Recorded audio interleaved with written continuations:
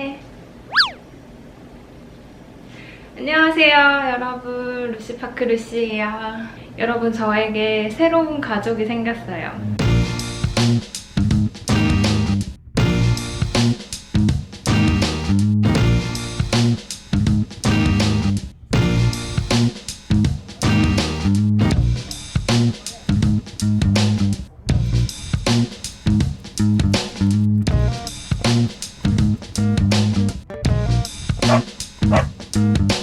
처음부터 말씀드리자면 제가 자주 가던 유기견 카페가 있었어요. 그냥 주말에 놀러 가는 것처럼 그 카페에 가서 거기 있는 친구들 산책도 시켜주고 똥도 좀 치워주고 이러다 보니까 거기 있는 친구들이랑 정이 든 거예요. 거기는 유기견 카페이다 보니까 안락사 위기에 처해 있는 유기견을 데리고 와서 예쁘게 미용도 시켜주고 목욕도 시켜주고 해서 입양을 보내주는 그런 카페거든요. 근데 이 카페도 그런 후원금 비리 같은 게 밝혀져서 제가 치코를 데려오고 며칠 후에 바로 카페를 폐쇄했어요. 그래서 그 카페에 대한 얘기는 더 이상 드리지 않을 거고, 이 친구가 처음 발견된 거는 15호소에 얘가 교통사고로 추정되는 사고를 겪고 뒷다리가 골절된 상태로 그 보호소에 들어와서 보호소에서는 공고를 올려요. 그 공고 기간 10일이 지나면 안락사 대상이 된다고 하더라고요. 근데 얘가 몸집이 작은 아이도 아니고 막 예쁜 포메나 뭐 스피츠나 이런 우리나라에서 인기 많은 종들 있잖아요. 그런 종도 아니고 하다 보니까 얘는 입양이 잘 안 됐는데 거기다가 얘가 입질까지 하는 거예요. 아마 제 생각으로는 얘가 골절이 된 상황이니까 사람이 이만큼만 다쳐도 엄청 아프잖아요. 근데 아예 뼈가 부러져서 들어왔으니까 얼마나 아팠겠어요. 그래서 그런 자기 몸이 성치 않으니까 예민해서 아마 그랬던 것 같은데, 그렇게 입질이 있다 보니까 얘가 진짜 안락사 대상 중에서도 거의 1순위에 있었던 아이였던 거예요. 근데 또 용보협이라는 곳에서 그때 얘 이름이 치비였는데 치비를 또 너무 예쁘게 봐주셔가지고 안락사만 시키지 말아달라, 그냥 내가 골방에서라도 돌보겠다 해서 거의 1년 동안을 거기서 살았다고 해요. 그러다가 이제 유기견 카페로 온 거고, 그 유기견 카페에서도 거의 6개월을 살았어요. 근데 얘가 카페에서도 다른 아이들처럼 막 안기고 그러지 않으니까 입양도 잘 안 됐고, 그리고 사람 손길을 정말 싫어했어요. 그냥 쳐다보기만 해도 막 으르렁거리고 경계했던 애라서 얘를 아무도 못 만졌다고 하더라고요. 근데 그냥 계속 눈을 밟혔어요. 그래서 산책을 좀 같이 하고 싶은데 목줄을 일단 채워야 나올 수 있잖아요.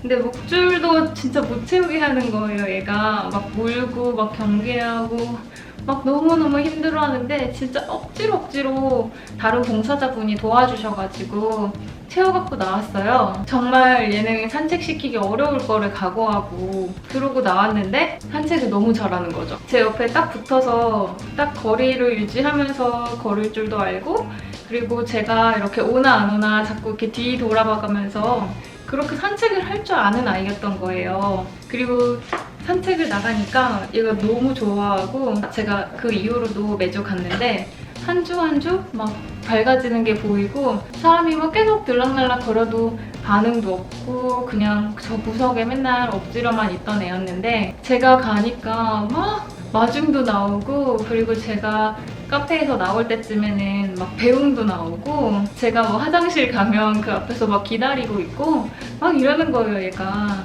그래서 눈에 밟혀서 결국에는 데려왔죠. 이게 스토리예요. 저랑 지금 커플룩 입었어요. 치코 일어나봐. 일어나봐. 다행히 얘는 진짜 여러 곳을 거쳐왔고 정말 힘든 환경에서 살았음에도 불구하고 건강한 편이고, 그리고 막 그 큰 병 없고 해서 지금은 작은 피부염 정도만 치료를 하고 있고 제가 열심히 돌보고 있어요. 그래서 24시간 저랑 같이 있어요, 요즘. 아침에 저랑 같이 여기로 출근하고 저녁에 같이 퇴근해서 같이 저녁 먹고, 얘가 그리고 실외 배변을 해가지고 하루에 3번에서 4번 정도 산책을 나가거든요. 일단 출근 퇴근할 때 산책하니까 중간에 한 번이나 자기 전에 한 번 정도 더 나와요. 치코를 이렇게 보신 분들은 얘가 사람을 무는 애였는지 진짜 안 믿긴다고 하시거든요. 그럴 정도로 정말 순하고 조용하고 집에서는 있는 듯 없는 듯 아주 얌전하게 지내는 아이예요. 처음에는 부모님이 반대하셨어요. 왜냐면 예전에 키웠던 강아지를 보낼 때 너무너무 힘들었어서 다시는 강아지를 못 키우겠다고 생각했었는데 제가 이렇게 또 데려온다고 하니까 그거부터 걱정을 하시는 거죠. 그래서 설득하기 굉장히 어려웠지만 막상 데려오니까 되게 지금은 예뻐해 주시고, 특히 얘가 막 이렇게 사고를 치고 막 부산스럽게 돌아다니고 막 짖고 이런 애가 아니고 막 이렇게 안아달라고 앵기지도 않고 그냥 혼자 있는 거 좋아하고 이래서 가족들도 지금은 되게 좋아해 주세요. 유기견 보호소나 그런 유기견 카페나 작고 예쁘고 품종이 있는 아이들은 입양을 잘 가요. 근데 이렇게 믹스견이거나 이렇게 몸집이 좀 크거나 한 애들은 입양을 가기 정말 쉽지 않은 것 같아요, 우리나라에서. 그래서 다 독일이나 미국이나 이렇게 해외 입양을 많이 보내더라고요. 근데 믹스견이 유니크해요. 품종견인 아이들은 같은 품종일 경우에 얼굴이 다 비슷비슷하게 생겼잖아요. 근데 이 얼굴은 얘 하나밖에 없어요. 그래서 되게 유니크하고, 그리고 제가 듣기로는 믹스견이 튼튼하대요. 품종견들은 고질적인 유전병이 있을 수밖에 없다고 합니다. 근데 이 믹스견들은 그런 문제에서 조금은 자유로울 수 있는 거죠. 여러분도 혹시 강아지나 고양이를 입양할 계획이 있다면 그냥 지나가다 보이는 펫샵에서는 절대 사지 마세요.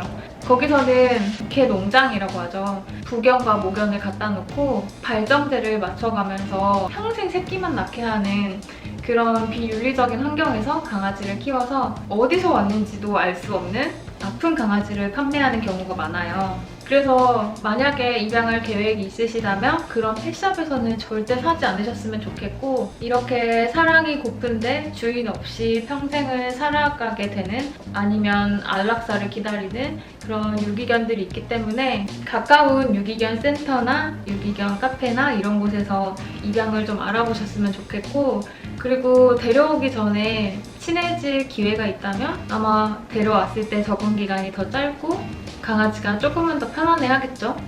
아무튼 저는 그러면 이 친구와 함께 잘 살아볼게요. 그러면 또 저는 다음 영상으로 찾아올게요. 또 루시파크에서 만나요. 안녕! 감사합니다. 친구에게!